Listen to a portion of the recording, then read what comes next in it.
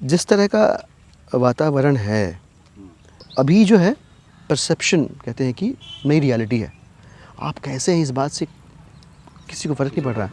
आपको लेकर धारणा कैसी है लोगों के मन में, इस बात से अब फ़र्क पड़ रहा है। तो निसंदेह दौर ऐसा आया है कि जब आज़ाद आवाज़ों को दबाने की कोशिश की जा रही है, लेकिन फिर जिम्मेदारी समाज की भी तो बनती है ना। जब बुरे इकट्ठा हो रहे हैं तो अच्छे क्यों नहीं इकट्ठा हो रहे हैं भाई? प्रोपेगेंडा हो रहा है ना, झूठ चिपकाया जा रहा है ना। आपको सच पता है, आप क्यों नहीं इकट्ठा हो रहे हैं? आपको सच पता है, आप सच्चाई चिपकाने की कोशिश क्यों नहीं कर रहे हैं? पर्याप्त कोशिश क्यों नहीं कर रहे हैं आप? और हम लोगों को तो अभी तक 1.5 साल हो गए, फील ही नहीं हुआ कि विधायक बने अभी तक तो। और ये मुझे लगा अंदर से कि ये आंदोलन आखिरी उम्मीद है इस देश को बचाने की। तो सब तो नहीं, लेकिन कुछ लोगों को अपने कंफर्ट जोन से, अपने स्ट्रेट जैकेट से बाहर निकलना पड़ेगा। And then I wrote an email to Arvind ji कि सर ऐसा ऐसा है और I want to come back to India to do more for this cause, this movement in this country. And he said, yes, of course, you're most welcome. Would love to work with a young man like you, but you also need to take care of your responsibilities and all. Then I thought कि यार कब तक सोचते रहेंगे दाल रोटी सब्जी, कब तक अपने पेट की सोचते रहेंगे? कब तक अपने सिर्फ जो 3 4 5 लोग हैं आपके इर्द गिर्द, आपकी जो इमीडिएट फैमिली है, उसका पेट भरने के जद्दोजहद में आप लगे रहेंगे? इसके बियॉन्ड सोचिए, अगर आप सोच सकते हैं और करिए, अगर कर सकते हैं तो। मेल शॉविनिस्ट की बात करिए। मुझे अच्छी तरह से याद है बचपन की जो किताब हमारी केजी वाली रही होगी हिंदी की, मैं हिंदी मीडियम से पढ़ा हुआ हूँ। अब उसमें देखिए क्या सिखाया जा रहा है कि पहले क्या होता है, अक्षर सिखाते हैं, फिर सरल शब्द सिखाते हैं, फिर उन सरल शब्दों को जोड़कर वाक्य बनाना सिखाते हैं। यही बिल्कुल सही तरीका होता है सिखाने का। यही हमको भी सिखाया गया, लेकिन उसमें क्या सिखाया गया? उसमें सिखाया गया, मुझे याद है, सीता खटपट मत कर घर चल, राम बाहर जा और खेल। ये दो लाइनें हैं किताब के अंदर। अब आप क्या सिखा रहे हैं? बच्चे के सटल सब कॉन्शियस माइंड में आप ये फीड कर रहे हैं कि अगर लड़का है तो बाहर जाके खेल सकता है और लड़की है तो उसका काम घर में रहना है। आपने भर दिया बच्चे के दिमाग में।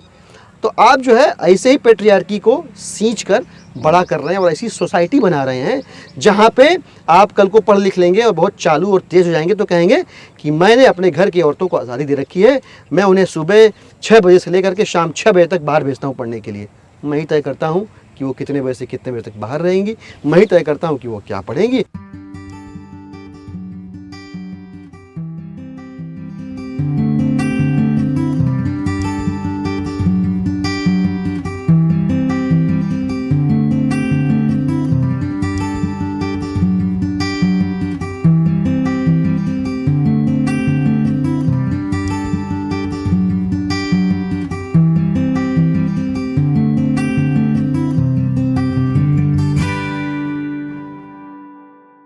नमस्कार दिलीप भाई।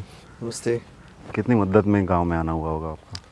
नहीं, मैं तो इसी मिट्टी का पला बढ़ा हूँ, तो मेरा आना जाना होता रहता है। लेकिन दिल्ली के पास के गांव में आना एक अलग मज़ा है, उसका अलग स्वाद है उसका। और अच्छा है कि आपके साथ हैं इस गांव में। हमारी शर्ट बहुत मैच कर रही है। बहुत कुछ मैच करता है। कोविड के समय में जी बहुत लोग थे जो मदद कर रहे थे। बिल्कुल। हमें लोग बहुत टैग करते थे। कुछ स्टोरीज ऐसी होती थी, कुछ किस्से ऐसे होते थे जो मैं आपसे साझा करता था, कुछ आप मुझसे साझा करते थे। बिल्कुल। कितना सुकून है उस पीरियड में लोगों की मदद कर पाए। देखिए, समस्या का जो विस्तार था, जो आकार था, वो बहुत बड़ा था और दिन रात लगे रहने के बावजूद संतोष के साथ नहीं सो पाते थे कि आज का दिन अच्छा गया। क्योंकि रोज़ हम लोग बहुत ट्रेडिशनल पॉलिटिशियंस नहीं हैं, खाल मोटी नहीं है। आप 100 लोगों की मदद करने की कोशिश कर रहे हैं, उनमें से 10 की नहीं हो पाई। उस 10 में से 2 ये दुनिया छोड़ के चले गए। मेरे साथ दिक्कत ये थी कि थोड़ा सा जज्बाती आदमी हूँ, तो जब वो 2 लोग इस दुनिया से गुज़र गए, उनका देहांत हो गया, तो अपने अंदर भी कुछ टूट गया, कुछ दरक गया। और ऐसा रोज़ होता रहा जब, तो मन में बड़ा, हफ्ते 10 दिन के बाद बहुत निराशा भर जाती थी। बहुत मुश्किल काम था बाहर सुकून देने की कोशिश करने से ज़्यादा अपने अंदर पहले सुकून इकट्ठा करना। और ये जद्दोजहद लगातार चलती रही। तो अच्छी बात ये थी कि इस आपदा में, इस विपदा में सब लगे। क्या हम, क्या बहुत सारे लोग। ये हकीकत में किसी एक सरकार, किसी एक आदमी के बस की बात भी नहीं थी। किसी ने कल्पना भी नहीं की थी कि इस तरह की समस्या से 2 4 हाथ करने पड़ेंगे। संतोष एक ही था कि जो कहीं से निराश है उसे हमसे थोड़ी उम्मीद मिल जा रही है, थोड़ी मदद मिल जा रही है, हम उसकी मदद करने के लिए ज़रिया बन पा रहे हैं, तो ऊपर वाले का शुक्रिया कर पा रहे हैं, ये संतोष था कि लगे हुए हैं। और इसीलिए बिना इस उम्मीद के कि कहीं से कोई शुक्रिया हासिल कर पाएंगे हम, कहीं से कहीं किसी का थैंक यू मिल पाएगा हमें, किसी का धन्यवाद हमें ज्ञापित हो जाएगा, इस उम्मीद के बगैर लगे रहे तो वो और ज़्यादा बेहतर था। और यही किया इस पैंडेमिक में ही नहीं, बल्कि पिछले पैंडेमिक से लेकर के अब तक की जो यात्रा रही, बग़ैर उम्मीद के करते रहे तो मुझे लगता है कि ये ठीक तरीका था। हमारे संस्कार यही सिखाते हैं, नेकी कर दरिया में डाल। तो ऐसे कई मौके आए कि जहाँ पे किसी की मदद हुई और वो ढूंढ रहा है कि अरे किसने करी, सुना था वहाँ से फ़ोन आया था विधायक जी के यहाँ से, कोई नंबर दे दो। मैं कहा नहीं ठीक है, कोई बात नहीं, मदद हो गई, हम दुआ कर रहे हैं कि उनका स्वास्थ्य बेहतर रहे, बस इतना काफ़ी है। तो मुझे नहीं लगता कि मैं कोई बहुत बड़ा काम कर पाया, बहुत सारे लोगों की मदद कर पाया, क्योंकि बहुत ज़्यादा लोग परेशान थे। पर जो भी हो पाया अपने से, उसी के लिए बने थे, और हमारे बस का कुछ और है भी नहीं। हम सेवा, मदद, किसी के काम आने के अलावा मुझे नहीं लगता कि मैं ज़िंदगी में कुछ और भी कर पाऊँगा। तो जो अपने बस की है वो करी हमने। हम इससे पहले आखिरी बार मिले थे जब जिस शाम को मैं और आप दोनों संक्रमित हुए थे, आपको याद होगा। 2 दिन बाद मेरी आपकी दोनों की रिपोर्ट पॉजिटिव आई थी, शायद मेरी 1 दिन पहले 1 दिन आपके मेरे बाद। भाई आज भी कहते हैं वो शाली ने दिया आपको। खैर अब किसने किसको दिया इसके बारे में पड़ताल करना मुश्किल है। कैसा गया वो पीरियड, अब कैसी सेहत है आपकी, बहुत सब जानना चाहते हैं। अब ऑनेस्टली बताऊं भाई, तो ये बीमारी बड़ी डिसेप्टिव है, और अनुभव के नाम पर हम सब लोगों के पास पिछले वेव का अनुभव था। पिछले वेव में एक वेरिएंट आया, लगभग सभी लोगों को, एक उम्र के ऊपर के जो लोग थे, 45-50 के ऊपर के लोग थे, उनको इफ़ेक्ट करता था। तो मोटा मोटा सब कंक्लूजन ड्रॉ कर पा रहे थे कि वो परेशान होने की ज़रूरत नहीं है, आपको अगर शुगर नहीं है, आपको बीपी नहीं है, आपकी उम्र उतनी ज़्यादा नहीं, आप टेंशन मत लीजिए। पर इस बार इस बीमारी ने भी अपना मुखौटा बना लिया कई सारा। तो इस बार इस बीमारी ने एक ही तरह से सबको हिट नहीं किया। तो जिसने जिसने ये कंक्लूजन ड्रॉ करने की कोशिश करी कि अरे उसका कुछ नहीं हुआ, मेरा भी कुछ नहीं हुआ होगा, वो बड़ा परेशान हुआ। एक चीज़ तो ये है। दूसरी चीज़ इस बार समझ में आया कि टाइम इज़ द एसेंस। इस बार के वेव में जिसने सही समय पे सही निर्णय ले लिया, वो इस बीमारी से बच सका। जिसने भी देरी की, चाहे दवाई शुरू करने में, चाहे RT-PCR या HRCT स्कैन कराने में देरी की, या एडमिशन की, या ऑक्सीजन की ज़रूरत है उसमें देरी की, कई सारे ऐसे अवसर भी थे जहाँ जल्दी या देर होना उस आदमी के बस में नहीं था। बट फिर भी जो सही समय पे कदम उठा के आगे बढ़ गया, मुझे लगता है कि उसने अपनी जान बचा ली या अपने चाहने वाले की जान बचा ली। ये 2 चीज़ें बड़ी मुझे लगता है कि इस वेव में क्रिटिकल रही हैं। I think you will also agree to it based upon the experience that we both had. तो टाइम जो है बड़ा क्रिटिकल था। एक और चीज़ मुझे समझ में आई कि दिल्ली के लिए तो तीसरी चौथी वेव थी शायद, बट देश के लिए, दुनिया के लिए दूसरी वेव थी। पिछले वेव से दिगर चुनौतियां थी इस बार।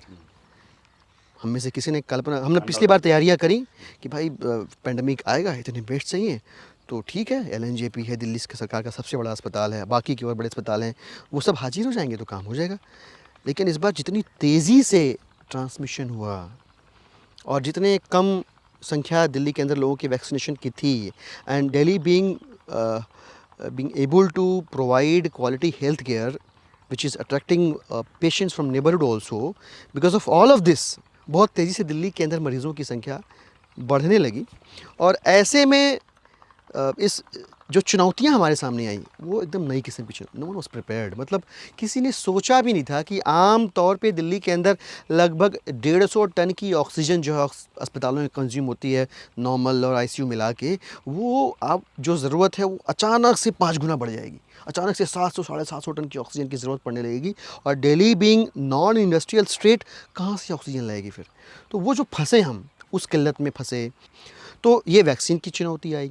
वैक्सीन की चुनौती वैक्सीन की अवेलेबिलिटी एक बड़ा चैलेंज रहा ही, दवाइयों का बड़ा चैलेंज रहा। मतलब जो लाइफ सेविंग मेडिसिन रही, रेमडेसिविर को तो हालांकि बाद में लाइन ऑफ ट्रीटमेंट से हटा दिया, अपने रिकमेंडेशन से हटा दिया, बट टोसिलीजुमैब और उनके सिमिलर जो रिकमेंडेशन थी डॉक्टर्स की, या फिर एम्फोटेरिसिन लिपोसोमॉल वाली जो मेडिसिन थी, इन सब की बड़ी तेज़ी से किल्लत आने लगी। ब्लैक फंगस के केसेस बहुत तेज़ी से बढ़ने लगे दिल्ली के अंदर। बड़े बड़े अस्पताल हैं यहाँ, तो आसपास के लोग भी इस उम्मीद में कि यहाँ इलाज हो जाएगा, वो यहाँ पे आने लगे।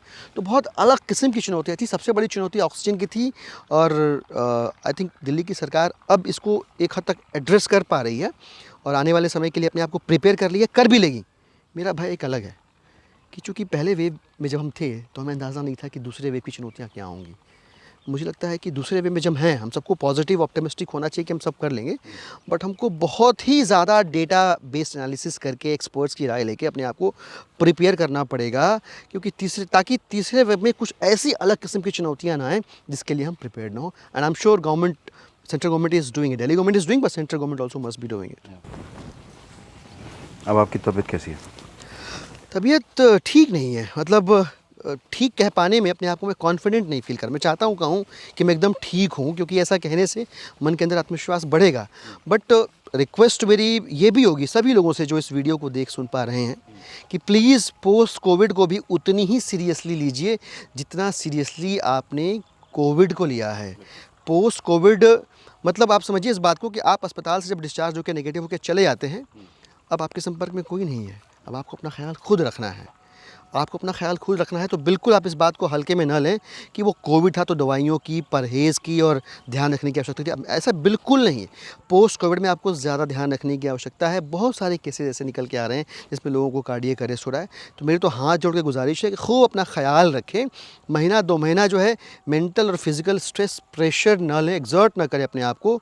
एक बार दुरुस्त हो जाएँ, नॉर्मल हो जाएँ, दवाइयों का भी कुछ अगर नेगेटिव असर है वो भी डाइल्यूट हो जाए, तब आप अपनी बैक टू नॉर्मल लाइफ आएँ। बट ख्याल खूब रखें, बहुत ज़रूरत है पोस्ट कोविड में। बहुत कुछ सिखाया है कोविड के इस पीरियड ने हमें। आइए सुन।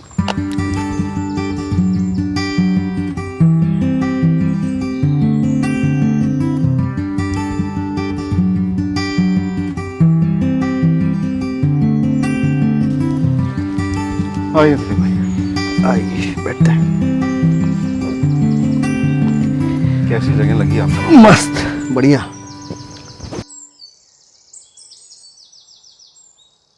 दिलीप भाई, मुझे डर ये है कि शहरों से अभी बीमारी गांव तक पहुंच चुकी है। आप भी गांव पृष्ठभूमि से आते हैं, मैं भी ऐसे शहर से आता हूं जो गांव से घिरा है।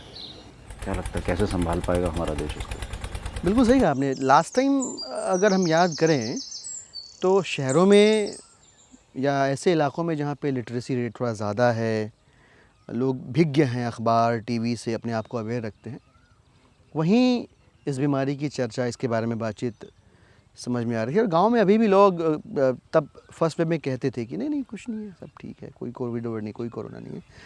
बट इस बार ये जो बीमारी की आग है, इसकी लपट जो गांव तक पहुंची है, और हमने देखा, मीडिया के ज़रिए देखा, ख़ुद भी जाके देखा कि बहुत सारे लोगों को कोविड ने नहीं मारा, सही डॉक्टर या इलाज न मिलने की वजह से अपनी जान गंवानी पड़ी, चाहे वो गांव हो चाहे शहर हो। तो समझ में आया कि यार सरकारें बनती तो हैं, लेकिन उनकी वरीयताएँ कितनी मिसप्लेस्ड, उनकी प्रायोरिटीज़ कितनी मिसप्लेस्ड हैं। काश के हिंदुस्तान में अभी भी पहली प्रायोरिटी जो है अस्पताल होती, अच्छे स्कूल होते, हेल्थ इंफ्रास्ट्रक्चर के नाम पर वोट मांगे जाते, लोग चुनाव जीतते और डिलीवर करते, तो शायद इस वेव में हम बहुत सारी जानों को बचा सकते थे। अच्छी बात रही, एक इंसानियत का एक पहलू देखने को मिला कि लोग अपनी वैचारिक विचारधाराओं से दिगर हटके, सामाजिक सोच से दिगर हटके इकट्ठे होकर काम कर रहे थे, एक दूसरे की मदद कर रहे थे। इनफैक्ट सही मायने में इंसान होकर लोग जी रहे थे इस पेंडेमिक। इस पेंडेमिक ने हमें इंसानियत सिखलाई।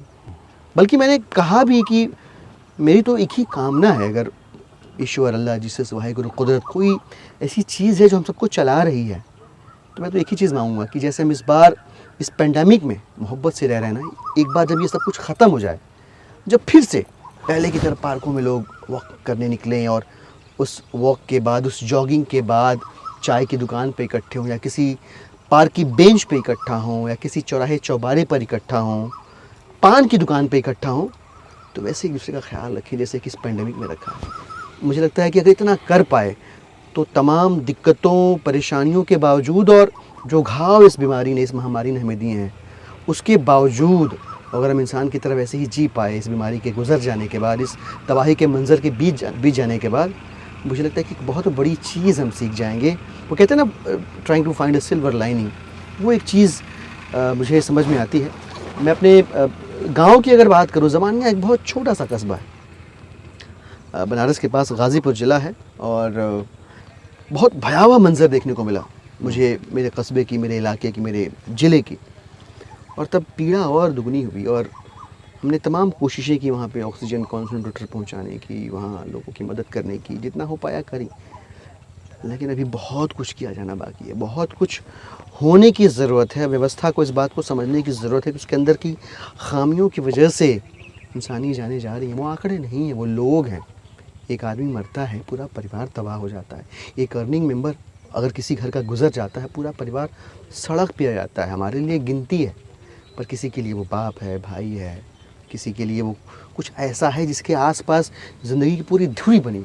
तो इतनी संवेदनशीलता व्यवस्था के अंतर्गत, व्यवस्थागत ढांचे के अंतर्गत आए, इसके लिए मुझे लगता है कि हम सब लोगों को समग्र प्रयास करने चाहिए। कितनी सुंदर बात है कि इस पूरी महामारी ने हमें इंसान बनना सिखा दिया। आपको लगता था कि कभी इतनी महत्वपूर्ण पोस्ट तक पहुंच पाएंगे? जब आंदोलन में आपने कदम रखा, नौकरी छोड़ी, आप हिंदुस्तान वापस आए, उस समय की कुछ घटना के बारे में आपके मन में क्या चला करता था उस समय? कुछ अपनी जर्नी के बारे में हम लोग तो बताएं। बहुत सामान्य से गरीब से परिवार के लोग थे। हम अभी जितना चल के आए उतना भी खेत नहीं हमारे यहाँ तो। और खेती किसानी वाले परिवार में पला बड़ा बच्चा हूँ, बहुत अभाव में जिया हूँ। तो विधायक तो छोड़िए, किसी छोटे से वार्ड का सभासद बनने का भी सपना हमने ज़िंदगी में नहीं देखा।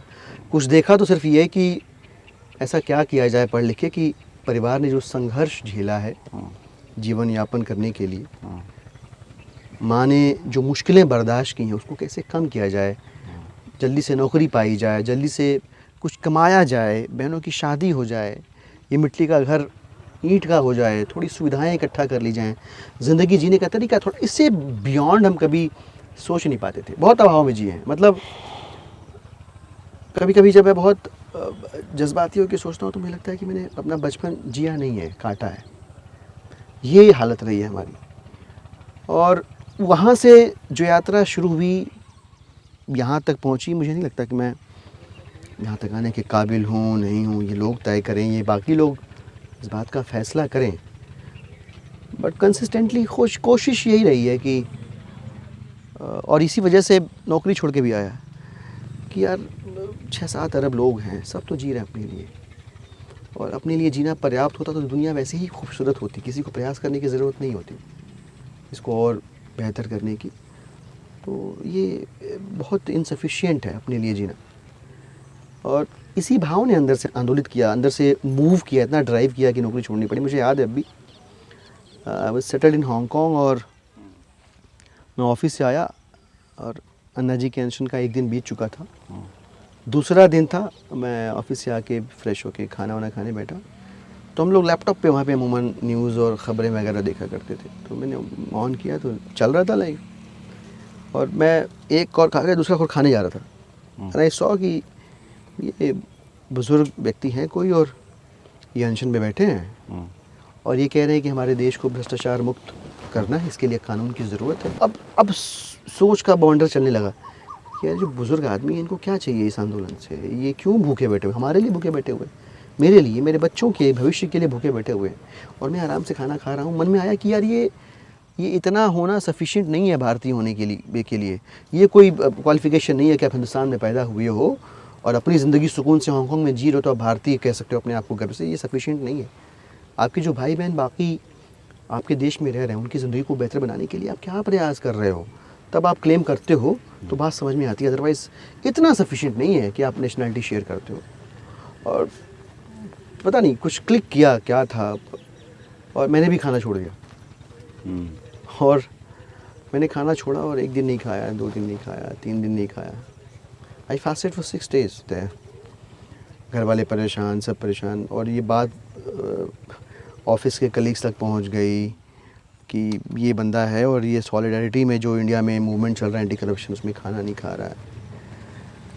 तो लोगों ने कहा यार इट्स अ नोबल इनिशिएटिव, हिंदुस्तानी भाई बहन भी थे वहाँ पे, लेट्स सपोर्ट दिस कॉज। मैं कहा ठीक है चलो।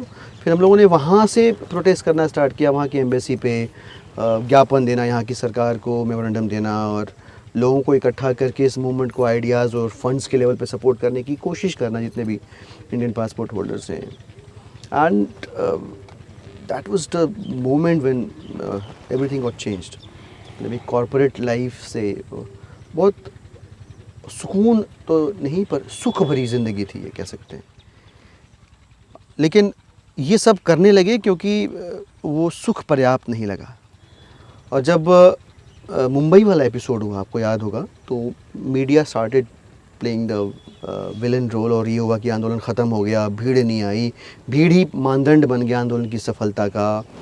दिसंबर, और ये मैं बात कर रहा हूँ धोखा खाने के बाद सरकार से, दिसंबर।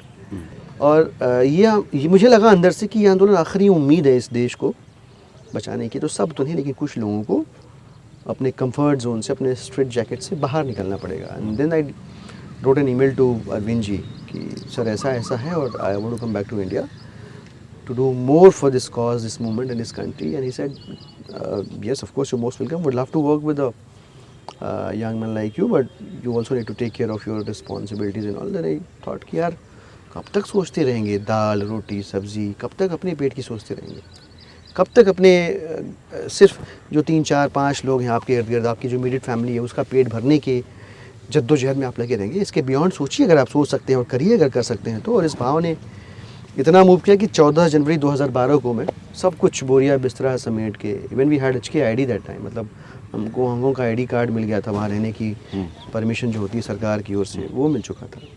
हमने सब त्यागा वहाँ पे और कहा कि नहीं अब नहीं, अब ये घर पे बहुत परेशानियाँ हुई, वही सारी परेशानियाँ जो एक्सपेक्टेड थी कि पागल हो गया है, दिमाग नहीं काम कर रहा है, नौकरी छोड़ दी, चला आया, सब छोड़ दिया, बीए बच्चे हैं, had a kid at that time.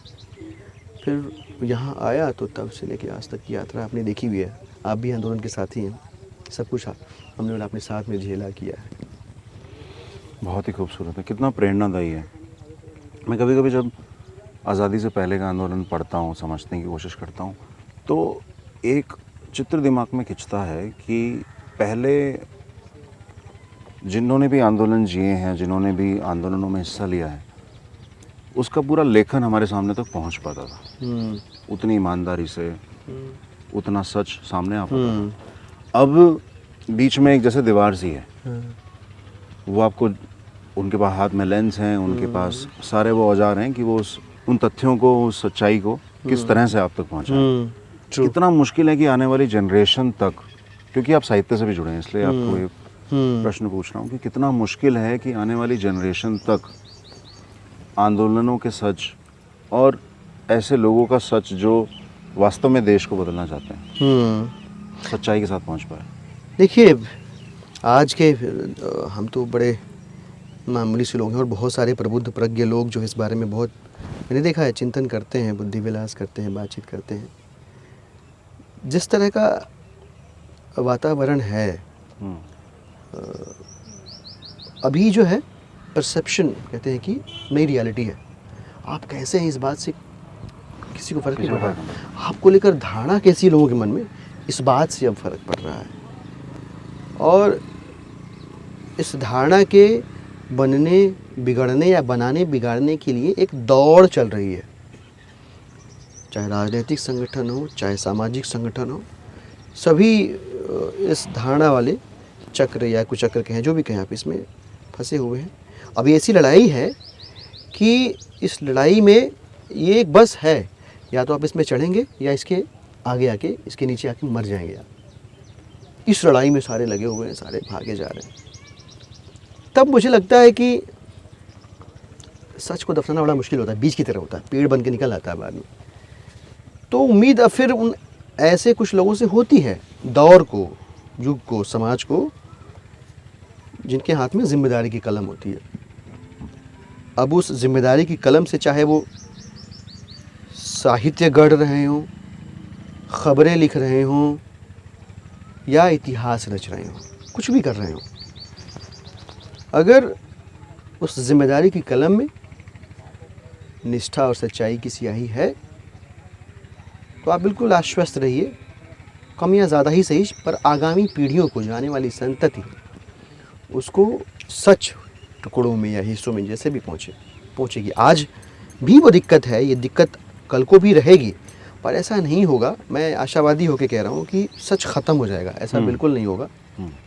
आज भी व्हाट्सएप यूनिवर्सिटी से लेकर तमाम ऐसे माध्यम और मंच उपलब्ध हैं जहाँ झूठ इतने सलीके से परोसा जाता है कि सच उसके सामने बदसूरत लगने लगता है, बेस्वाद लगने लगता है, छोटा लगने लगता है, बौना हो जाता है। बिल्कुल सही कह रहे हैं आप। लेकिन सच की रोशनी ऐसी है कि आपको बताने के लिए जो झूठ वाला बल्ब है उसको फोड़ने की ज़रूरत नहीं है, जो सच वाला बल्ब है ना उसको आप ऑन कर दीजिए, आप खाली अपनी रोशनी से सबको बता देगा कि सच क्या है। तो मैं ये सबसे कहता हूँ इस बात को, नए लिखने वाले, नए तरीक़ों से लिखने वाले, इतिहास गढ़ने वाले, इतिहास मरोड़ने वाले, इतिहास जो भी लिखता है अपनी जड़ें तलाश करने की कोशिश करता है। इतिहास के साथ सबसे बड़ी समस्या ये रही है, सब अपनी रूट्स ढूंढने की कोशिश करते हैं कि थोड़ी जिम्मेदारी के साथ लिखेंगे तो आप पीढ़ियों के साथ न्याय कर रहे होंगे, क्योंकि हम गैर जिम्मेदार कहे जाएंगे अगर आज से 50 साल बाद कोई आज के दौर की किताब पढ़े और ये समझ न पाए कि उस दौर में सामाजिक परिस्थितियाँ, राजनीतिक वातावरण, साहित्य का स्तर, गीत संगीत की धारा दिशा, फिल्मों के प्रकार, लोगों का रहन सहन, वेश और भूषा, ये सब समझ न पाए तो सोचिए हम कितने गैर जिम्मेदार लोग हैं। तो मौलिकता के साथ, जिम्मेदारी के साथ कुछ लोग रास्ते गढ़ते रहें। मुझे लगता है कि इतने से भी हम उतना कर पाएंगे कि आगामी पीढ़ियां हमें दोष न दें, और कर रहे हैं लोग, मैं बिल्कुल निराश नहीं हूँ। काफ़ी सारे लोग जो हैं बेखौफ, बेसाख्ता, बेपरवाह लिख रहे हैं, इतिहास लिख रहे हैं, साहित्य लिख रहे हैं, ख़बरें लिख रहे हैं, और उन लोगों को याद रखा जाएगा हमेशा। जिन लोगों ने कुछ नहीं लिखा, जिन्होंने लीपा पोती करी, या तो उन्हें भी रखा जाएगा, पर इन लोगों को याद रखा जाएगा इसलिए कि इन्होंने सच की रोशनी को ज़िंदा रखा। अब हम आजकल देख रहे हैं कैसे ट्विटर के ऊपर लगाम लगाने की कोशिश हो रही है, कैसे कार्टूनिस्ट जो हैं, जो बेबाक लिखते हैं, बेबाक ड्रॉ करते हैं, उनको कहीं ना कहीं संयमित करने की कोई योजनाएं बन रही हैं। ऐसे में ये सपना देखना कि भारत उसके मतलब एक उदारवादी भारत तैयार हो पाएगा, कैसे इतना आशावादी रहा जाए? देखिए, मेरी कविता मैं आपको अभी इस बातचीत के दौरान आगे बढ़ के सुनाऊंगा, पर ये तमाम कोशिशें होने के बावजूद आपको पता चल पा रहा है ना कि ये हो रहा है। जैसे आपको पता चलता है, बहुत सारे लोगों को पता चल रहा है कि यार ये हो रहा है, और बहुत सारे लोगों को ये भी समझ में आ रहा है कि ये गलत हो रहा है, और बहुत सारे लोग इसकी मुखालफत कर रहे हैं। तो सरकारें जो असल से नहीं डरती, असल से डर के, हकीकत से डर के सही कदम नहीं उठाती, वो कार्टून से डर जाती हैं। मतलब फिर कार्टून छोड़ो, सरकार से बड़ा कार्टून कोई नहीं है। एक ट्वीट से आप ऑफेंड हो जाते हैं। मैं तो सोच के घबराता हूँ कि हमसे पहले के दौर में जितनी बेबाकी से लिखा गया है, जितनी बेबाकी से कबीर ने लिख दिया, जितनी बेबाकी से हरिशंकर परसाई ने लिख दिया, फणीश्वर रेणु ने लिख दिया, वो शायद आज के दौर में होते तो सेडिशन चार्जेस झेल रहे होते, कोर्ट कचहरी के चक्कर लगा रहे होते। तो निसंदेह दौर ऐसा आया है कि जब आज़ाद आवाज़ों को दबाने की कोशिश की जा रही है, लेकिन फिर जिम्मेदारी समाज की भी तो बनती है ना। जब बुरे इकट्ठा हो रहे हैं तो अच्छे क्यों नहीं इकट्ठा हो रहे हैं? भाई प्रोपेगेंडा हो रहा है ना, झूठ चिपकाया जा रहा है ना। आपको सच पता है, आप क्यों नहीं इकट्ठा हो रहे हैं? आपको सच पता है, आप सच्चाई चिपकाने की कोशिश क्यों नहीं कर रहे हैं? पर्याप्त कोशिश क्यों नहीं कर रहे हैं आप? तो इस जिम्मेदारी के बोध का अभाव भी उन लोगों को अपने पैर पसारने की पर्याप्त जगह देता है। मैंने देखा है कि सोशल मीडिया पे, ट्विटर पे बहुत बुरी तरह से कोई एक व्यक्ति किसी को ट्रोल कर रहा है, बहुत सारे उसको कर रहा है, हमें क्या मतलब है, पर नहीं, वो उसको कर रहा है, आज उसको कर रहा है, कल तुमको करेगा, बिल्कुल करेगा। इकट्ठे हो जाओ आप, और जो सच है उसको कहो, आपको उसके स्तर पे उतरने की ज़रूरत है। मैंने कहा ना, सच्चाई का बल्ब हमें स्विच ऑन कर देना है खाली, उसके लिए किसी और के बल्ब को फोड़ने की ज़रूरत नहीं है। हमको तो अपना वाला खाली ऑन कर देना, अपने आप लोगों को समझ में आ जाएगा। वो ऑन भी नहीं कर रहे हैं, हम इकट्ठे भी नहीं हो रहे हैं। तो ये जिम्मेदारी का बोध लेकर हम प्रश्न करें तो सही है, और इस जिम्मेदारी के बोध के साथ प्रश्न भी करें, और जो ज़रूरी कदम उठाने चाहिए वो भी उठाएं, तब चीज़ें बेहतर होंगी। और हवा खुशबू कौन रोक पाया है? सच्चाई बिल्कुल इन्हीं की तरह होती है, हवा की तरह, खुशबू की तरह। मुट्ठियों में बांधने से कोई तख्त पे बैठा बादशाह सोचे, तो एक शेर है कि तुमसे पहले जो तख्त नशीन था, उनको उसे भी खुदा होने का इतना ही यकीन था। ये बड़ा अच्छा शेर है, और ये शेर कम आईना ज़्यादा है। मुझे लगता है कि जो तख्त पे बैठे एक बार, वो सुबह शाम एक बार इसको देखना चाहिए। मुझे लगता है ये इस तरह की बात कह पाने में हौसले के साथ साथ एक इनोसेंस का भी रोल है। ऐसे बड़े बड़े कदम, जैसे आपने जब 2012 में वो कदम उठाया था, 2011 में जब मैंने नौकरी छोड़ी थी, तो उसमें हौसले से ज़्यादा उम्मीद और इनोसेंस थी। आप क्यों, बिल्कुल सही कहा आपने। देखिए, अभी तो पॉलिटिकल पार्टी है, पर तब पॉलिटिकल पार्टी नहीं थी, कोई डेफिनेट पाथ नहीं था। तो आपके अंदर उम्मीद और वो मासूमियत नहीं होगी। अगर आपके अंदर छल कपट होगा तो आप कैलकुलेट करके स्टेप लेते हो। हाँ, उस समय तो पागलपन था, जुनून था। वो पागलपन और जुनून जो है, that had come out of your innocence and out of the mere fact that you love your country and you want to do something, you feel absolutely that this is the last chance to save your country. वो नहीं होगा तो आप calculation करेंगे तो आप बोले exactly कदम आप कैलकुलेट करने लगेंगे तो कभी EMI परेशान करेगी, तो कभी बच्चे की फीस परेशान करेगी। तो जो नॉन कैलकुलेटेड तरीके से आंदोलन में कूदा, वो उस मासूम दिल को लेके आया था यहाँ पे। बिल्कुल ठीक बात है। लोग कहते हैं कि पावर होने से ज़्यादा पावर का नशा होना खतरनाक है। बिल्कुल। कैसे बचते हैं इस पावर के नशे से? हम लोगों को तो अभी तक 1.5 साल हो गए, फील ही नहीं हुआ कि विधायक बने अभी तक तो, क्योंकि कुदरत ने सत्यानाश के ऊपर सत्यानाश बरपा रखा है, कहर बरपा रखा है। फरवरी में जीते दंगे हुए, वहाँ रात कार्यों में लगे, इसके बाद कोविड की वेव आ गई। मास्क अभी कान टेढ़े हुए थे मास्क लगाते लगाते कि फिर ये दूसरी वेव आ गई। मुझे लगता है कि जब तक सेवा का भाव सर्वोपरि है और आपको याद है कि आपकी जड़ें कहाँ हैं, तो आप रूटेड हो, बिल्कुल, तो आपके सर में सत्ता का नशा चढ़ता नहीं है। मेरे व्यवहार में है कि मैं कहीं उठ बैठ जाता हूँ तो लोग अरे विधायक जी यहाँ बैठ गए।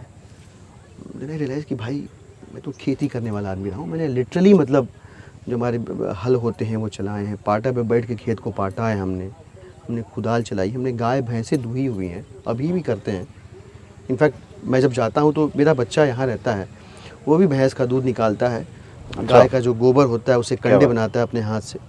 इस बार गया था तो मैं साथ में नहीं था, तो उसने प्रॉपर वीडियो बना के भेजी मेरे को और बताया कि पापा गोबर निकला, तुरंत उठाया, गरम गरम था, इसके बाद उसमें पुआल वगैरह मिला के मैंने कंडे बना के यहाँ पे रखे और सुखाए। तो हम तो वैसे ही हैं, तो मुझे ऐसा कभी हुआ नहीं। और वजह वही है जो मैंने बताई आपको, कि अगर आपको अपनी जड़ें याद हैं तो, और आपको पता है कि यहाँ पे आप किस लिए हो, पर्पस आपको पता है, तो फिर आपके अंदर वो जो कुर्सी की ताकत का पागलपन है वो आपके सर पे सवार नहीं होता। कई बार बहुत ज़्यादा जो सम्मान मिलने पे एक बार को ये फीलिंग आती है, पर अगली पल झटका, नहीं यार क्या बात कर रहे हो, तो ठीक रहता है। कोई बहुत ज़्यादा दिक्कत अभी तक तो। और मैं तो दुआ भी करता हूँ, प्रार्थना भी करता हूँ कि जिस दम ये हो उस दम यहाँ से निकाल के कहीं सड़क पे पटक दो भाई, किसी काम को ना छोड़ो, नहीं चाहिए। आपने बच्चे का जिक्र किया, जो बचपन आपने देखा है, आपने जिया है, कितना आप कैसे चाहते हैं कि बचपन वापस आपका बेटा, आपकी बेटी जिए? अब एग्जैक्टली वो तो नहीं जी पा रहा है। देखिए, स्कूलों की दिक्कत ये है कि किताबों में जो ज्ञान भरा पड़ा है वो सब सिखा देते हैं। बच्चा बड़ा होता है, डॉक्टर, इंजीनियर, IAS, PCS, पता नहीं क्या क्या बन जाता है, पर अच्छा इंसान बनना वो मिस कर जाता है। मैं आपको एक इंटरेस्टिंग चीज़ बताता हूँ। मैंने कहा आपको कि मैंने बचपन जिया नहीं है, काटा है। जब मैं 11वीं क्लास में था, और मैं बिल्कुल इसको बढ़ा चढ़ा नहीं रहा हूँ, मेरे बहुत सारे दोस्त जानते हैं इस बार, तो ज़िंदगी में पहली बार मैंने जूता पहना था। अच्छा। अभाव का स्तर ये था। 11वीं क्लास? 11वीं क्लास में। वो भी कैसे? ट्यूशन पढ़ा के, 1 साल ट्यूशन पढ़ाया, तो 1 साल में जो ट्यूशन का पैसा इकट्ठा हुआ, उस पैसे से मैंने, और इतना क्रोध था अपनी अवस्था और अभाव की परिस्थिति को लेके कि मैंने अपनी औकात से 10 गुना ज़्यादा महंगा जूता खरीदा उस समय जाके, मतलब वहाँ हमारे यहाँ कस्बे में तो कुछ था नहीं, तो बनारस जाके जूता, 11वीं क्लास में जो बच्चा जूता खरीदेगा उसके पहले की सर्दियाँ उसने कैसे काटी होंगी, इसकी कल्पना करिए आप।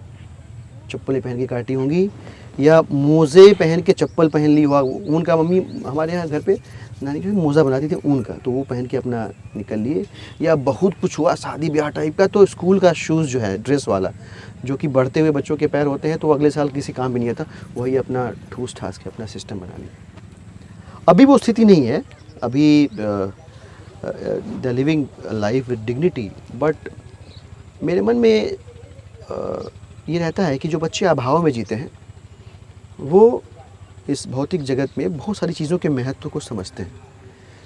सो I try my best to make them understand, और इसका बड़ा फ़ायदा, मैं कुछ छोटे एग्जांपल देता हूँ। मैं हमेशा बच्चे को कहता हूँ, कान्हा और जोया 2 बच्चे हैं मेरे, छोटा सा एग्जांपल देता हूँ। अभाव में जीने का अभी जो दिक्कत चल रही है ना लोगों के साथ आज की सोसाइटी में, वो है इमीडिएट ग्रेटिफिकेशन की दिक्कत। हाँ, बहुत तेज़ी से सब कुछ बहुत जल्दी। मतलब बच्चे ने कहा पापा पिज़्ज़ा, तो बाप कहेगा भाई पिज़्ज़ा भी ले और बर्गर भी ले।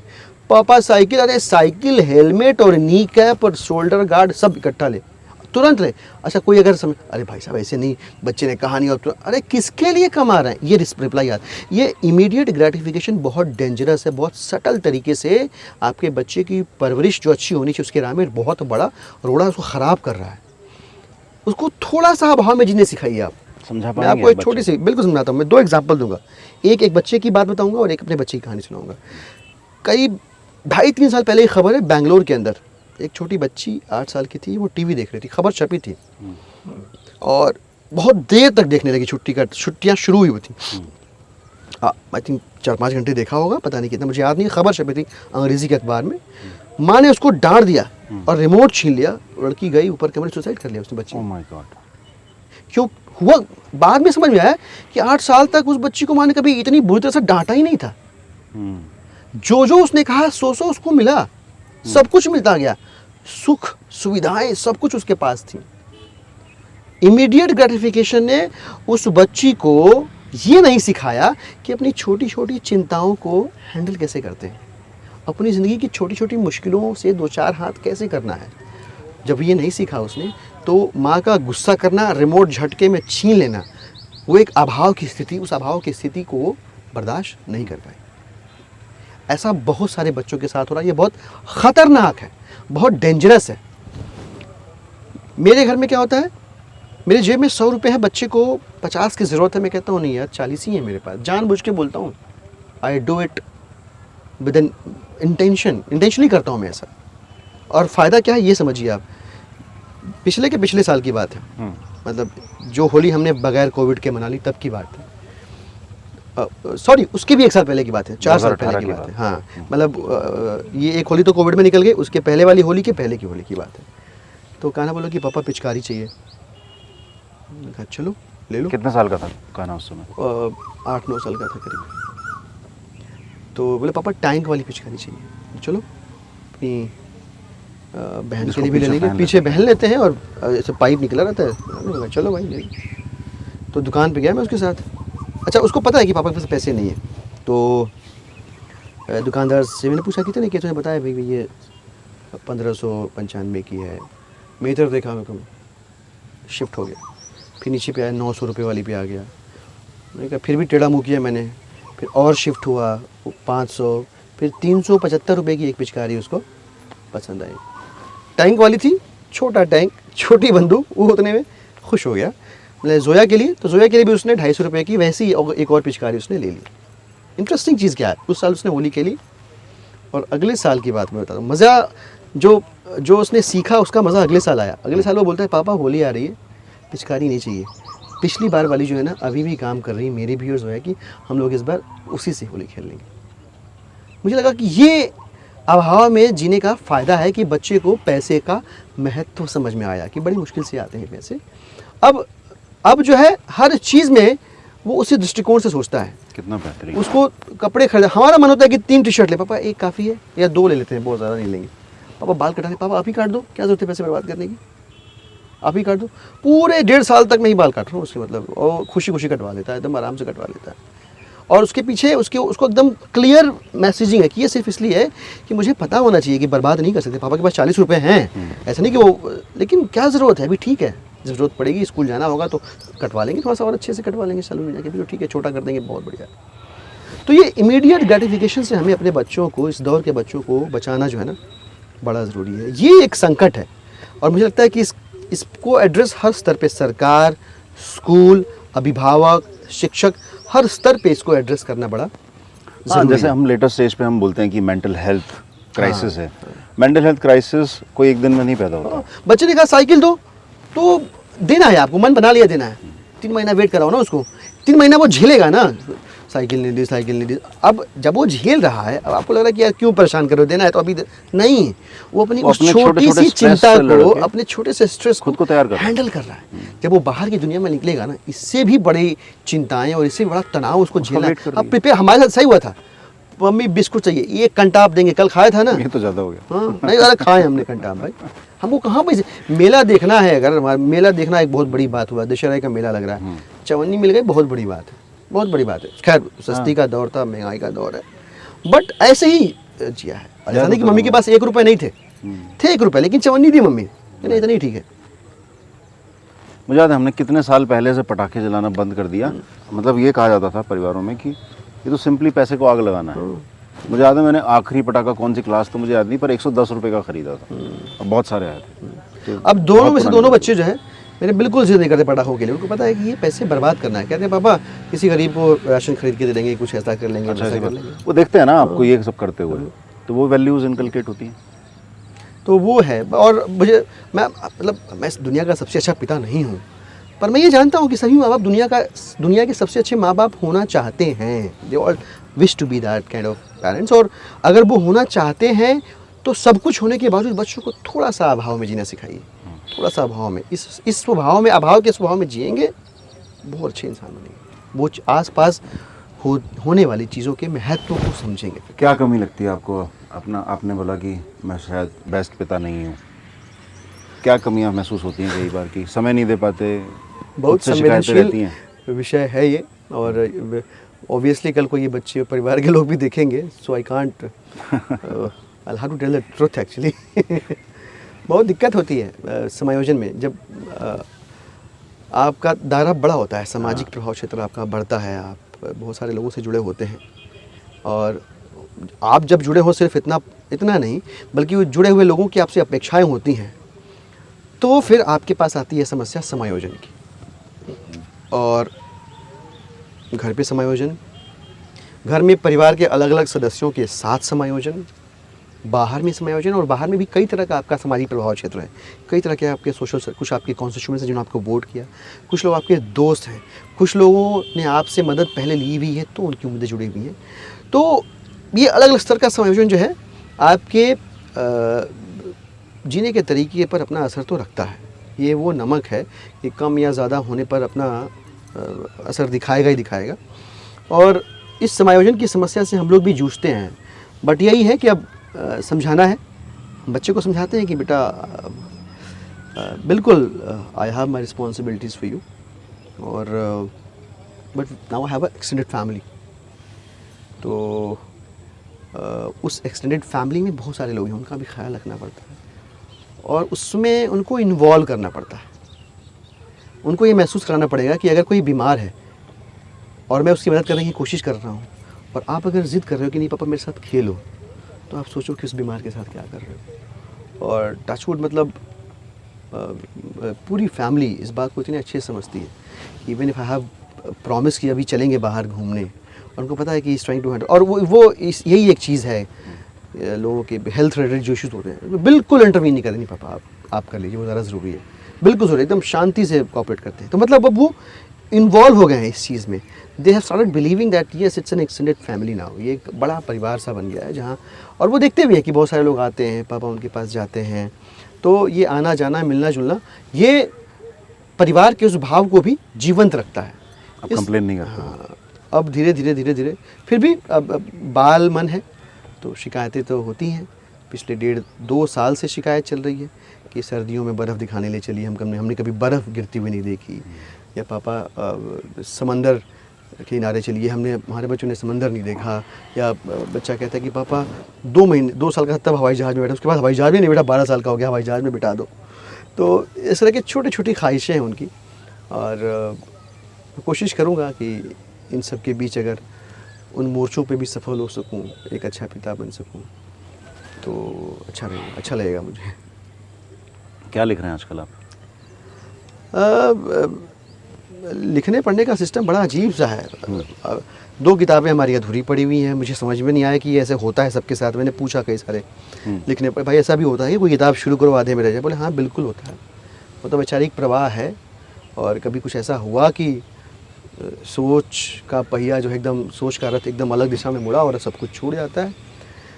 तो 2 किताबें तो अधूरी पड़ी हुई हैं। एक जो हमारी चौथी किताब थी वो बाल मनोविज्ञान का अध्ययन करने के बाद हमने बच्चों की कहानियाँ लिखी थी, टपकी और बूंदी के लड्डू। तो एक गुड न्यूज़ ये है कि वो टपकी और बूंदी के लड्डू जो है अब उर्दू में भी ट्रांसलेट होके आ गई है। हाँ, एक छप चुकी है और पिछले 3 महीने से हम उसको लॉन्च करने की, मुंबई से छपी है, वहीं लॉन्च होना है उसका, लेकिन अब लॉकडाउन और कोविड की वजह से नहीं हो पा रहा। अब चीज़ें अगर थोड़ा सा बेटर होंगी तो हम लॉन्च करेंगे उसको। उस किताब के बाद 5वीं किताब भी उसी बुक की, टपकी और बूंदी के लड्डू वाले क्रम में ही पार्ट 2 भी आ रही है। हम इसको ज़िंदा रखेंगे। टपकी एक कैरेक्टर है, ये कैरेक्टर भी बड़ा इंटरेस्टिंग है। तो कहाँ से आया था इसका विचार? बताता हूँ। तो दूसरी किताब भी 15 कहानियों की एक पूरी हो चुकी है, बच्चों वाली, और उसके बाद हम एक उपन्यास पे भी काम कर रहे हैं। अरे वाह। तो टपकी का बैकग्राउंड ये है कि टपकी नाम जो मेरी छोटी बेटी है जोया, उसने दिया है। अच्छा। और मैंने पूछा भी कि ये नाम कहाँ से है? बोले पापा हर बात में टपक जाती होगी, लड़की है तो उसका नाम टपकी रख दीजिए। मैंने कहा ठीक है, टपक जाती होगी तो टपकी नाम रख देते हैं। तो कैरेक्टर ऐसा ही है बेसिकली। क्या नाम हम और आप नहीं सोच सकते, नहीं, बच्चे का मन नहीं सोच सकता। देखिए बच्चों की कहानियाँ लिखने का सबसे बड़ा जो वो है कि इसको लिखते बड़े हैं। आप समझिए, बच्चों की कहानियाँ बच्चे नहीं लिखते, बहुत कम लिखते हैं, लिखते बड़े हैं। तो मुझे तो एक चीज़ तो ये लगती है कि अगर आपके अंदर वो बच्चों का कच्चापन नहीं है, वो अनगढ़पन नहीं है, या उनके मिट्टी के करीब के स्वाद को आप, उस गंध को आप महसूस नहीं करते हैं, तो आप बच्चों की कहानियाँ तो नहीं। और मुझे लगता है समहाउ कि वो अनगढ़पन, वो कच्चापन है। मैं बच्चों के साथ घुल मिल जाता हूँ। मेरी बेटी कहती है आपको खाना पीना ना दिया जाए और बच्चों के बीच छोड़ दिया है तो आप सालों तक जी लेंगे, क्योंकि आप उनके बीच जाके उनके जैसे हो जाते हैं। So I am blessed with that mindset. तो रियलाइज़ हुआ कि बच्चों के लिए लिख तो रहे हैं बहुत ज़्यादा लोग, पर अंग्रेज़ी में बहुत ज़्यादा लिखा जा रहा है। एक समस्या तो ये लगी, मैंने कहा हिंदी में लिखा जाए। इस गैप ने मोटिवेट किया, चलो भाई हिंदी में देखते हैं क्या क्या लिखा गया है। दिन में रियलाइज़ कि हिंदी में जो लिखा गया है उसमें काफ़ी कुछ जो है ऐसे कैरेक्टर्स को लेकर लिखा गया है जो मेल हैं, फीमेल कैरेक्टर्स नहीं। जो भी लिखा गया है बच्चों के लिए हिंदी में, उस पर नज़र डाली तो पता चला कि जो कैरेक्टर्स बुने गए हैं वो सब मेल हैं। एक समस्या तो ये नज़र आई। अच्छा। जैसे आप देखिए भीम आता है, कृष्णा आता है, तो सब में मेल कैरेक्टर ही हीरो है, सेंटर में मेल कैरेक्टर है। एक प्रॉब्लम तो ये लगी। दूसरी प्रॉब्लम लगी कि ये सारे सुपर पावर्स के साथ हैं। मुझे लगा कि बहुत बेसिक प्रॉब्लम है कि बचपन से ही बच्चों को हम फैंटेसी लैंड में जिंदा रख रहे हैं। मतलब डोरेमोन है, गैजेट है, सब हो जाता है, शकल का बुम बुम है, पेंसिल है, पिज़्ज़ा बनाएगा तो पिज़्ज़ा। तो बच्चा हकीकत में जी नहीं रहा, सुपर पावर जो है उसको हमेशा जो है एक फैंटेसी लैंड में जीने को रख रहे हैं। तो मुझे लगा कि ये सारे वो अंतर हैं। अच्छा, प्लस आज के दौर की सच्चाई को जानने की ज़रूरतें भी अलग अलग है। पंचतंत्र की कहानियों ने बतलाया जब कि सच बोलना अच्छी बात है, तो उस दौर की ज़रूरत थी, आज की भी ज़रूरत है। शाश्वत सत्य है, अच्छी बात है। लेकिन अब बच्चे को ये भी जानना है कि गुड टच बैड टच क्या होता है। बच्चे को ये भी कोई बताए तो कि भीड़ में खो जाए तो कैसे अपने माँ बाप के पास पहुँचे, या अनजान आदमी को कैसे ट्रीट करना है। ये नए दौर की ज़रूरतें हैं, ये मिसिंग है। इन सब चीज़ों ने बहुत अंदर से पुश किया कि नहीं, कुछ ऐसा गढ़ना पड़ेगा जो इन सारी समस्याओं को एड्रेस करे। तब हमने टपकी नाम का कैरेक्टर गढ़ा, जिसके पास सुपर पावर नहीं है, हर बात में टपकती है, लेकिन टपकने के बाद गिरने या संभलने के हिसाब से सीखती है, और सीख कर फिर एक आइडियल के तौर पे, आइडियल कैरेक्टर के तौर पे बच्चों के सामने प्रस्तुत होती है। बच्चे उसे सीख जाते हैं। एक और हमने चीज़ का ध्यान रखा कि कहानी के आखिरी में कहानी से क्या संदेश मिलता है वाला बोझ ना हो कहानी में। बच्चा हर लाइन में कुछ ना कुछ सीखता बहुत है, बड़ी बात। पढ़ता जाए, सीखता जाए, सहजता से उसका आत्मसात करता जाए तो ज़्यादा अच्छा। तो इन सब चीज़ों को ध्यान में रख के फिर हमने ये कैरेक्टर कितनी प्यारी बात, गढ़ा है। बहुत प्यारी बात, बहुत प्यारी बात। और हमें मतलब ये एहसास भी नहीं होता कि आप कैसे देखिए, हम मेल शोविनिस्ट जो हाँ माइंडसेट है। अरे सर, आपने कैसे वो कितनी बड़ी control कर बात रहा है कही, चीज़ें। आपने कितना सही टॉपिक आपने छेड़ा है। आप देखिए कि बचपन में हमने आपने क्या सुना, नागराज सुना, सब सुपर कमांडो ध्रुव, उसके भी हाँ। पहले जाइए, कॉमिक्स की दुनिया के और पहले जाइए। तो हमारे घरों में जो कहानियां सुनाई गई हैं, तो 7 समंदर पार से पंखों वाले घोड़े पे सवार राजकुमार आता है और क्या करता है, तो या तो कहीं खजाना पा जाता है या किसी राजकुमारी को लेके अपने देश चला जाता है, या किसी कुएं में घुसता है, वहाँ तिलिस्म। तो ये सब क्या है? यही सब सुन के जब बच्चे बड़े होते हैं तो बंगाली बाबाओं के चक्कर में फंस जाते हैं। फिर वो यही बच्चे हैं, यही बच्चे हैं, और कोई दूसरी दुनिया के बच्चे नहीं है। ठीक बात है। तो आपने उनका बेसिक ही खराब कर दिया। मेल शॉविनिस्ट की बात करी, मुझे अच्छी तरह से याद है बचपन की जो किताब हमारी केजी वाली रही होगी हिंदी की, मैं हिंदी मीडियम से पढ़ा हुआ हूँ। अब उसमें देखिए क्या सिखाया जा रहा है कि पहले क्या होता है, अक्षर सिखाते हैं, फिर सरल शब्द सिखाते हैं, फिर उन सरल शब्दों को जोड़कर वाक्य बनाना सिखाते हैं। यही बिल्कुल सही तरीका होता है ये सिखाने करवा का। है। यही हमको भी सिखाया गया। लेकिन उसमें क्या सिखाया गया? उसमें सिखाया गया, मुझे याद है, सीता खट पट मत कर घर चल, राम बाहर जा और खेल। ये 2 लाइनें हैं किताब के अंदर। अब आप क्या सिखा रहे हैं? बच्चे के सटल सब कॉन्शियस माइंड में आप ये फीड कर रहे हैं कि अगर लड़का है तो बाहर जाके खेल सकता है, और लड़की है तो उसका काम घर में रहना है। आपने भर दिया बच्चे के दिमाग में। तो आप जो है ऐसे ही पेट्रियार्की को सींच कर बड़ा कर रहे हैं और ऐसी सोसाइटी बना रहे हैं जहाँ पे आप कल को पढ़ लिख लेंगे और बहुत चालू और तेज़ हो जाएंगे तो कहेंगे कि मैंने अपने घर की औरतों को आज़ादी दे रखी है, मैं उन्हें सुबह 6 बजे से लेकर के शाम 6 बजे तक बाहर भेजता हूँ पढ़ने के लिए। मैं ही तय करता हूँ कि वो कितने बजे से कितने बजे तक बाहर रहेंगी, मैं ही तय करता हूँ कि वो क्या पढ़ेंगी। और ये कहने में बिल्कुल मैं शर्माता नहीं हूँ, इनहेरेंट है ना ये तो। हाँ। अभी मैंने देखा ट्विटर पे एक चर्चा चल रही थी, और आई एम श्योर बहुत सारे लोग इसको पकड़ेंगे, बहुत सारे पढ़े लिखे लोग बहुत अच्छे अच्छे सेंटेंसेस बना के, और एक यूपी बोर्ड या किसी एक राजस्थान बोर्ड की कोई हिंदी की किताब है बच्चों की, उसमें एक कविता है जिसमें एक लड़की जो है सर पे टोकरी रख के आम बेच रही है, और स्थानीय भाषा के शब्द का प्रयोग करते हुए इस लड़की को छोकरी कहा गया है। मतलब बहुत सारे लोग, पूरी भीड़ है, मतलब इक्के दुक्के नहीं, भीड़ है जो उस छोकरी शब्द के प्रयोग पर एतराज़ कर रही है। लोग आर्गूमेंट दे रहे हैं, काउंटर आर्गूमेंट दे रहे हैं। बहुत थोड़े लोग ऐसे हैं जो ये कह रहे हैं कि यार सर वो सब तो छोड़ो, ये देखो कि ये चित्र कितना गलत संदेश देता है कि इस छोटी सी बच्ची को, बच्चा भी नहीं है, अच्छा। अब देखिए कितनी चीज़ें इसमें घुसी हुई हैं, वो लड़का नहीं है, वो लड़की है, और इस उम्र में सर पे आम रख के उसे बेचना पड़ रहा है। ये चित्र हम बच्चे के जहन में, उसके कोमल मन में, कच्ची मिट्टी सामान है उसका, उसमें घुसाने की कोशिश कर रहे हैं। छोकरी छोड़ो ना, ये देखो ना आप पहले।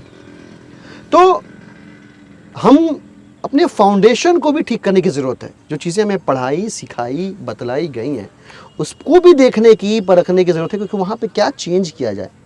कि मैं आपको बताऊँ, बड़ा मुझे अच्छा लगा। अब बेटा मेरा 12 साल का हो गया है, मैं उसके साथ बैठा एक दिन, तो मैं उसको गाहे बगाहे बताता रहता हूँ कि किसी को जज नहीं करना चाहिए, ऐसे नहीं करना चाहिए।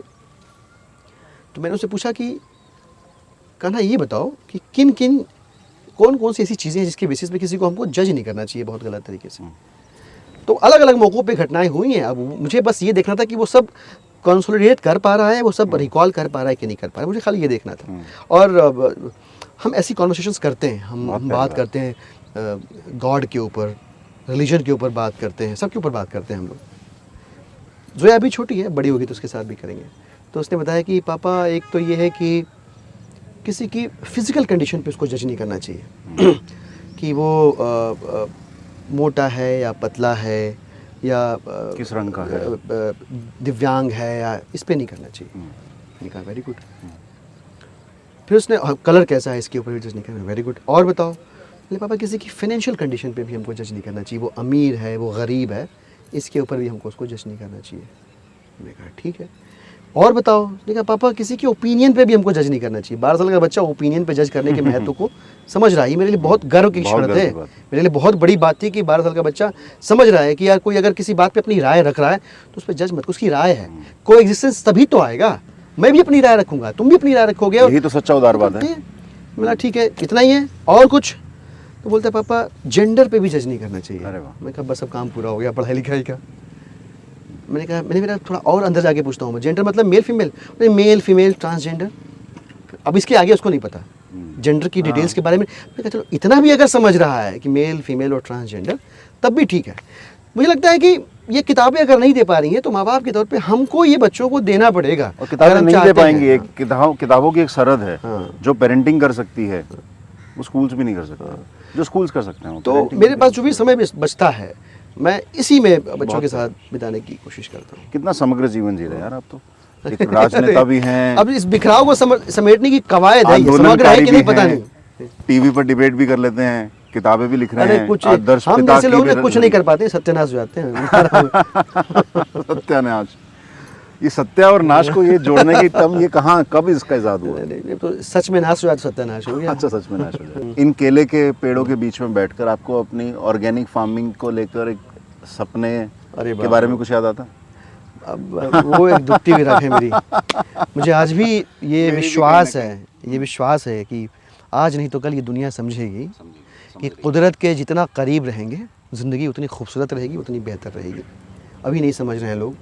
मैंने एक कोशिश करी थी कि जब मैं हांगकांग से लौटा ही था कि ऑर्गेनिक फार्मिंग को एनकरेज किया जाए और ऑर्गेनिक प्रोडक्ट्स को लोगों के बीच लेके लाया जाए, और ऐसा करने की कवायद में I face lot of financial loss, बहुत दिक्कत हुई, बहुत परेशानी हुई। मैं साक्षी हूँ इस जर्नी का, आपकी और मेरी दोनों। बहुत कोशिश करी लेकिन लोग समझ नहीं पाए। आज देखिए क्या हो रहा है, हम किश्तों में इस बात को समझ रहे हैं। किसी की किताब थी, मैंने पढ़ा था कि एक दौर ऐसा आएगा जब लोग गरीबी खरीदेंगे। अब क्या हो रहा है कि नेचुरोपैथी सेंटर जाइए, मड थेरेपी कीजिए, बर्फ़ थेरेपी कीजिए, आइस थेरेपी कीजिए, फलाना मैग्नेट थेरेपी, स्टोन थेरेपी। हम कुदरत के करीब जा रहे हैं। हम जाते हैं मानव संग्रहालय तो वहाँ झोपड़ियाँ और चक्की देखने की, जिसको हमने बचपन में यूज़ किया हुआ है, उसको देखने की 25 रुपये की 50 रुपये की टिकट लेते हैं। गरीबी खरीद रहे हैं हम। यही सब कुछ हम अगर सहजता से स्वीकार कर लें, पर स्वीकार कैसे करें? अब हमें जीने की तो आदत नहीं है। एयर कंडीशन कमरा है, अब उससे बाहर कैसे निकलें? उसको उसके बगैर तो गर्मी होगी और गर्मी हमसे झेली नहीं जाएगी। अब हम इस बात से बिल्कुल निश्चिंत हैं कि एयर कंडीशन जितना छेद बड़ा कर रहा है ओजोन की परत का, वो आने वाले वक्त में हमारे बच्चों के स्किन कैंसर को डेवलप करने में सहायक होगा। इस बात से हम बिल्कुल बेफिक्र हैं। आज हम ऑक्सीजन चिल्ला रहे हैं। तो कुदरत के जितना करीब होंगे उतना हमारे लिए फ़ायदेमंद है। और इस बात को भी समझने की ज़रूरत है कि वो पेड़ बचाओ, कुदरत बचाओ, ये सब बेवकूफ़ी वाली बातें हैं। अरे वो तुमको बचा रहा है, तुम कहाँ बचा रहे हो बॉस? तुम उसको बचा के अपने को ही बचा रहे हो एक्चुअली। तो और सबसे बड़ा अजीब सा आयरनी ये है शालीन जी कि सारे इसके रेसिपिएंट हैं। इससे उपजी जो समस्या है उसके रेसिपिएंट सारे हैं, लेकिन इस समस्या को दूर करने के प्रयास थोड़े लोग कर रहे हैं। मुझे लगता है कि हम सबको इसमें लगना होगा, धीरे धीरे ही सही, पर वो दौर आएगा जब लोग इस बात को समझेंगे कि बग़ैर केमिकल की फार्मिंग कितनी ज़रूरी है। हम कैसे धरती को धीरे धीरे करके ये खाद डाल के, ये केमिकल डाल के और ज़्यादा बंजर कर रहे हैं उत्पाद बढ़ाने के चक्कर में। इस बात को लोग समझेंगे ज़रूर। समझाने की कवायद, वो कहते हैं ना कि कोई जागे या ना जगे उसका मुकद्दर है। हमारा फ़र्ज़ आवाज़ लगाते रहना। क्या बात? तो हम आवाज़ लगाते रहें, जो आगे चले। उपभोक्ता के नाते ऑर्गेनिक प्रोडक्ट्स यूज़ करते हैं हम अपने घर में? जी बिल्कुल। हमने अपने घर से प्लास्टिक ख़त्म कर दिया, ज़ीरो प्लास्टिक। मतलब अब कोई ज़बरन कोई दे के चला गया हमारे घर में तो अलग बात है, अदरवाइज़ हम कॉपर यूज़ करते हैं, ग्लास यूज़ करते हैं, वुड यूज़ करते हैं अपने घर में। इसके अलावा शक्कर हमने अपने घर में बिल्कुल प्रयोग बंद है। हम गुड़ यूज़ करते हैं। अपने खेत से लाया हुआ हम अनाज यूज़ करते हैं, चावल यूज़ करते हैं। तेल भी अपने गांव से लेके आते हैं, हमेशा लेके आते हैं 5 किलो, 10 किलो, 20 किलो। जब भी कोई गया अपना वहाँ से मंगवा लिया। घी भी हम गाय का यूज़ करते हैं और ऑर्गेनिक, प्रॉपर तरीके से ऑर्गेनिक है वही यूज़ करते हैं। तो कार्बन फुटप्रिंट को रिड्यूस करने की कोशिश कर रहे हैं हम। एक चीज़ तो ये है। दूसरा, जो भी आसपास घी की बात की, वहाँ से गाय की आवाज़ आती है। हाँ। तो कार्बन फुटप्रिंट को भी रिड्यूस करने की कोशिश कर रहे हैं और ज़्यादा से ज़्यादा ऑर्गेनिक प्रोडक्ट्स को यूज़ करने की। सब कुछ नहीं मिल पा रहा है, जैसे बाध्यता है, लॉकडाउन है, पड़ोस की दुकान में जो अवेलेबल है उसी को लेना पड़ेगा, तो उसमें भी हम कोशिश करते हैं कि जहाँ मिल जाए। तो वो हम लगातार इस बात के लिए प्रयासरत हैं और बहुत मिनिमलिस्ट तरीके से इसको हम करने की कोशिश करते हैं। So we trying our best. बाकी ये जितना ज़्यादा इंकरेज करेंगे हम, उतना ज़्यादा आसपास इन चीज़ों की उपलब्धता बढ़ेगी और दोनों को फ़ायदा होगा। जो प्रोड्यूस कर रहा है उसको भी फ़ायदा है, जो कंज्यूम कर रहा है उसको भी फ़ायदा होगा। हमें शायद एहसास नहीं होता, ख़ासतौर से अब आने वाले समय में बच्चों को तो बहुत मुश्किल है। शहरों में ये सब कोयल की गूंज, बटरफ्लाइज जो हम आम बैठे देखते थे, तितलियां जो देख लेते थे, वो सब केमिकल फार्मिंग ने कैसे गौरैया खत्म कर दी। गौरैया खत्म हो गई। खत्म हो गई। बेसिकली आप देखिए धीरे धीरे हमने क्या किया, Coexistence हमारा जो के system इकोसिस्टम था ना, इकोसिस्टम में आपने पढ़ा होगा बायोलॉजी किताब में 7वीं 8वीं में रहा होगा कि different different types of consumers हैं, और वो कंज्यूमर का हर एक लेवल पे जो कंज्यूमर है, सुपर कंज्यूमर तो ह्यूमन बीइंग है, हर एक लेवल पे जो कंज्यूमर है उसका अपना रोल है इस इकोसिस्टम को हेल्दी बनाए रखने में। और हमने अपने जो अननेचुरल इंटरवेंशंस हैं उनकी वजह से अलग अलग लेयर्स पे अलग अलग किस्म के कंज्यूमर्स को एक्सटिंक्ट कर दिया है। गौरैया ख़त्म हो गई तो कीड़े मकोड़ों को जो एक समय के बाद वो खा जाती थी, जब कीड़े मकोड़े मिट्टी में से निकल रहे हैं, जो हार्मफुल कीड़े हैं, टिड्डे हैं, उनको गौरैया खा जाती थी। अब वो नहीं खा रही है तो टिड्डियाँ पनप रही हैं, और पनप रही हैं तो पेड़ों पौधों में लग रही हैं, फसल में लग रही हैं, उनका नुकसान कर रही हैं। चूहों का अपना महत्व था, कीड़ों का जो पिल्लू होते हैं उनका अपना अलग महत्व था खेती के अंदर, किसानी के अंदर। तो हम इनको अगर नष्ट करेंगे तो इनको नष्ट नहीं कर रहे हैं, हम अपने स्वास्थ्य को नष्ट कर रहे हैं। कुदरत को नष्ट करके आप वो नहीं, आप अपने को नष्ट कर रहे हैं। और इसको मेंटेन करने की कोशिश, यहाँ देखिए आप बैठे हुए हैं, कोयल की आवाज़ लगातार आ रही है। इस आवाज़ को अभी यहाँ से 25 किलोमीटर अंदर चले जाके शहर में सुनने की कोशिश करिए आप। आसमान साफ ढूंढिए, रात में तारे ढूंढने की कोशिश करिए आप, नहीं हो पाएगा। तो नतीजा क्या हो रहा है, फिर हमको वो चमकने वाले, अंधेरे में चमकने वाले फ्लोरेसेंट स्टिकर जो होते हैं वो लगाने पड़ते हैं अपने घरों की छतों पे, ये बताने के लिए बच्चे को कि बेटा ये चांद है, ये तारा है, ये फलाना। आसमान साफ रखते, धुएं से मुक्त रखते तो आसमान साफ दिखता, बच्चों को सब समझ में आता। जुगनू वो भी गायब हो गए, बिल्कुल गायब हो गए। जुगनू तो बच्चों को पता ही नहीं है क्या होता है, आपको यूट्यूब वीडियो में दिखाना पड़ता है। हाँ, मतलब जुगनू नहीं पता बच्चों को, वो जो छुई मुई वाली घास होती है वो बच्चों ने नहीं देखे हुए हैं। ये बचपन के अचरज हमारे जो हुआ करते बच्चों ने नहीं देखे।